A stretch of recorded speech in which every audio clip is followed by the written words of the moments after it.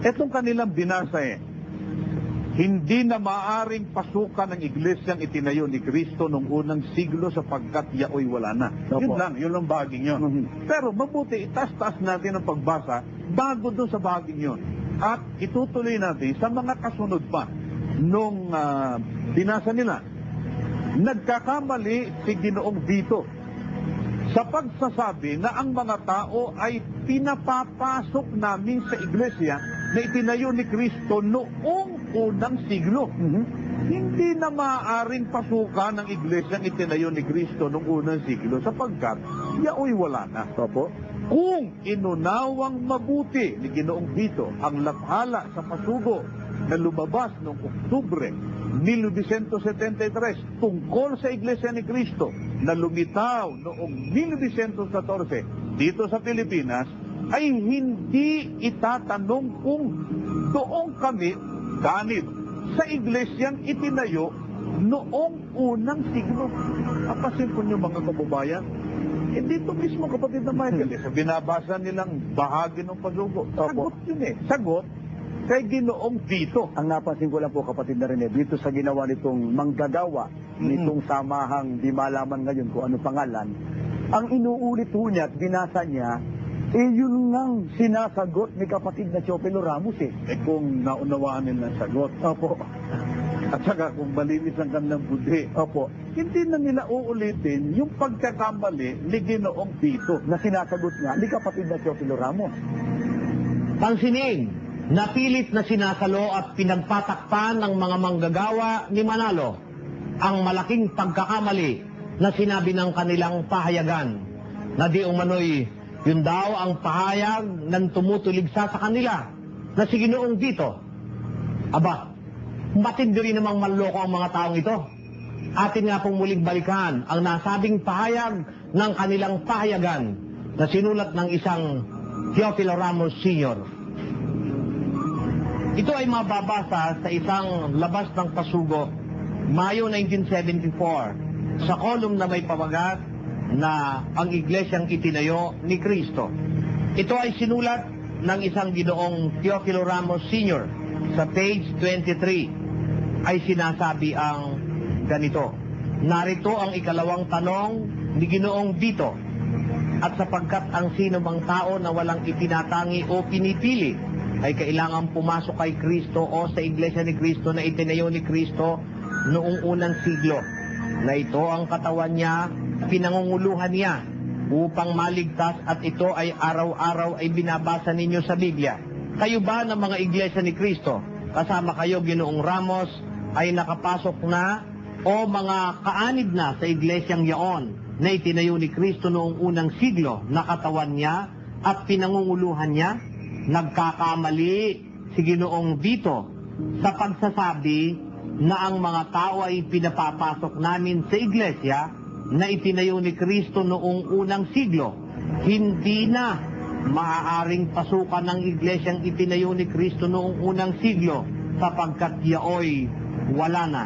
Kung inunawa ni Ginoong Vito ang lathala sa pasugo na lumabas noong Oktubre 1973 tungkol sa Iglesia ni Kristo na lumitaw noong 1914 dito sa Pilipinas, ay hindi itatanong kung doon kami kaanib sa iglesyang itinayo noong unang siglo. Pansinin ninyo na ang aming ipinakita sa inyong issue ng pasugo ay mayroong dalawang nagsasalita. Ang isa ay ang nakalimbag na liham katanungan ng isang Ginoong Vito na nagtatanong sa Iglesia ni Kristo. Ang sumunod ay ang sagot na opisyal ng Iglesia ni Kristo sa pamamagitan ni Ginoong Teofilo Ramos Sr. na kung saan na siya rin ang nagsabi na hindi na di umano maaaring pasukan ng iglesyang itinayo ni Kristo noong unang siglo sapagkat yaoy wala na, ayon kay Ginoong Ramos. Tuligsa ba yan sa inyo alinsunod sa palusot ninyo o ang totoo? Di ba ito ang pahayag ng tagapagsalita ninyo? Hindi ba ang sinabi ni Ginoong Vito ay tanong na nakasulat in italics at yung sumunod na pahayag ay paniniwala na ninyo? Maaari ba namang sabihin ni Ginoong dito na nagkamali si Ginoong dito? Subalit, ang pahayag na ito ng Iglesia ni Cristo ni Ginoong Manalo, alam ba ninyo na ito'y tinangka pa rin palusutan ng mga manggagawa ni Manalo sa panahong ito? Panoorin po ninyo. Sabi nila, si Cristo, yung daw tinatag ni Cristo, natalikod. Ano? Opo, lubos daw po nalipon. Walang natira Yung nakita. salita mo lang natalikod. Opo. Yun ay misconception ni Manalo. Bakit po ba? Dahil hindi po pwedeng yung tinayo ni Cristo yung matalikod. Basahin nga natin sa 16-18. At sinasabi ko naman sa iyo na ikaw ay Pedro, at sa ibabaw ng batong ito ay itatayo ko ang aking iglesia, at ang mga pintuan ng Hades ay hindi magsisipanaig laban sa kanya. Tamo yan. Pwede ba naman yan lipulin mo ng lubos o kaya yung iglesia na yan italikod? Merong nababasa, Brother Danny, hindi natalikod ang iglesia, kundi may tatalikod sa iglesia. Merong nababasa, Brother Danny, hindi natalikod ang iglesia, kundi may tatalikod sa iglesia. Pero hindi yung iglesia ang matatalikod, Brother Danny. Oo. Basahin natin sa unang Timoteo 4, ganito ating mababasa sa versikulo 1 hanggang 3. Napansin po ba ninyo mga kababayan yung sabi hulong puno? Biro mo, sabi nila, yun daw itinatag ni Kristo na talikod, ano, Brother Danny? Sumagot ho yung manggagawa, opo, lubos daw pong nalipon, walang natira kahit isa. Sino mo? Sabi nila, si Cristo, yung daw tinatag ni Kristo, natalikod. Ano? Opo, lubos daw pong nalipon, walang natira kahit isa. Hindi ang panindigan ho ng puno, yun ay misconception ni Manalo. Dahil hindi po pwede yung itinayo ni Kristo matalikod. Opo. Yun ay misconception ni Manalo. Bakit po ba? Dahil hindi po pwedeng yung tinayo ni Kristo yung matalikod. Tapos meron hong paninindigat, may pagtitindi ho yung puno, kapatid na rin.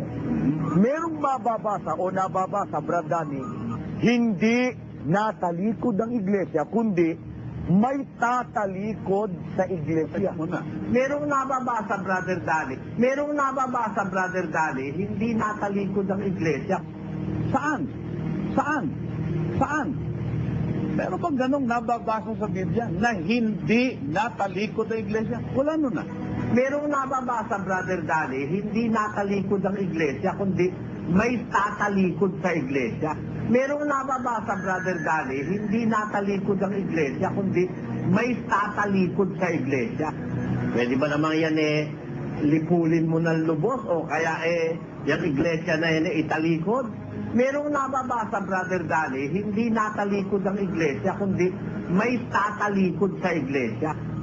Kapansin-pansin na sila mismo'y nahihirapan sa ginagawa nilang pagtatakip o pagkukumpuni sa mga palpak na pahayag ng kanilang unang mga ministro. Makabubuting suriin natin ang ating mga paniniwala sapagkat maraming manluloko sa panahon natin ito. Paano pa kaya nila tututulan at muling paiikutin ang mga aral at doktrina nilang mali, magkakakontra at pabago-bago? Mayroon pa kayang ikakatwiran at ilulusot ang mga manlulokong ito upang muli na naman nilang pagsaktan ang kanilang mga kasinungalingan, panliligaw at panluloko sa kapwa-tao?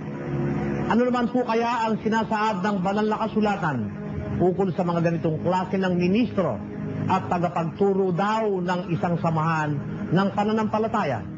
Ano naman kaya ang kanilang ituturo sa kanilang mga miyembro? Mga kasinungalingan din?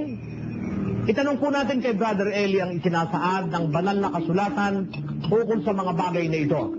Samantala, ito pong muli si Brother Danny Navales at inaanyayahan ko po kayong samahan ninyo kami sa muli po nating susunod pang pagtatanghal ng Wirdong Doktrina.